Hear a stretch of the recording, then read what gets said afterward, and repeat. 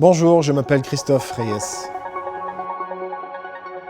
Je suis le président directeur général de Reyes Group, qui œuvre dans la conception et construction électromécanique en environnement sévère et spécifique, principalement dans le milieu de l'énergie.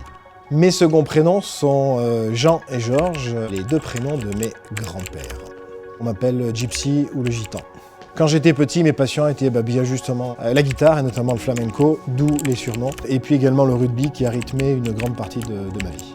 J'ai fait comme étude un bac C, j'ai fait un DUT GEA, j'ai fait l'école supérieure des affaires de Grenoble et j'ai terminé par un master à l'école de management de Lyon à Écully.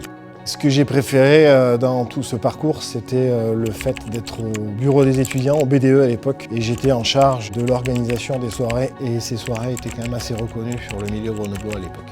L'envie d'entreprendre, c'est essayer de contribuer à améliorer quelque part le monde qui vous entoure, créer de la valeur ajoutée et la partager avec ceux qui l'ont créée.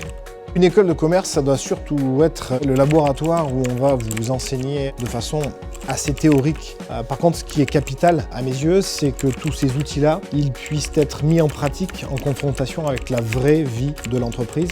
Et c'est pour ça que l'alternance et l'orientation que prend l'école de commerce de Valence sur cette notion d'alternance me paraît essentielle et qui plus est dès l'année 2020. Et ça, je trouve que c'est une excellente chose pour justement allier les deux. Alors mon meilleur souvenir d'étudiant, c'est quand nous avons eu la chance de gagner la Coupe du Monde avec l'équipe de France de rugby de moins de 19 ans. Et quand j'ai fait mon retour en IUT GEA, où tous les étudiants, copains et copines m'attendaient pour célébrer cela ensemble. Ils n'étaient pas innocents à tout ça parce qu'ils m'avaient aidé tout au long de l'année et tout au long de mes absences. Et ça montrait quelque part la cohésion qu'il doit y avoir dans ces écoles de commerce-là et non pas raisonner systématiquement comme on peut le voir par ailleurs de façon très individualiste. Alors si je n'avais pas été chef d'entreprise, j'aurais très certainement continué ma carrière sportive, mais j'aurais, je pense, été beaucoup plus loin dans la musique, puisque j'adore la scène, donc c'est peut-être la mise en avant quelque part, on retrouve cette corrélation-là. Mais j'adore la scène et j'aurais aimé faire des grandes scènes françaises, voire internationales, pourquoi pas.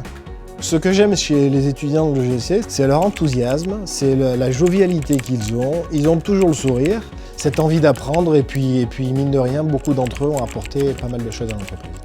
Le nom du dernier stagiaire, c'est Chloé Baratier, qui est chez nous actuellement. Mais celui qui a fini très récemment, c'était Thibaut Ginou, qui nous a refait tout notre site internet et qui a fait ça brillamment.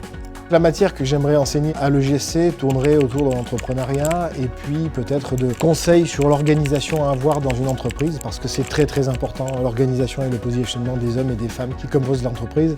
Et ce que je trouve très intéressant justement au niveau de l'EGC, c'est que la grande majorité des enseignements sont portés par des professionnels et faits par des professionnels et c'est ce qui fait la différence avec beaucoup de grandes écoles de commerce.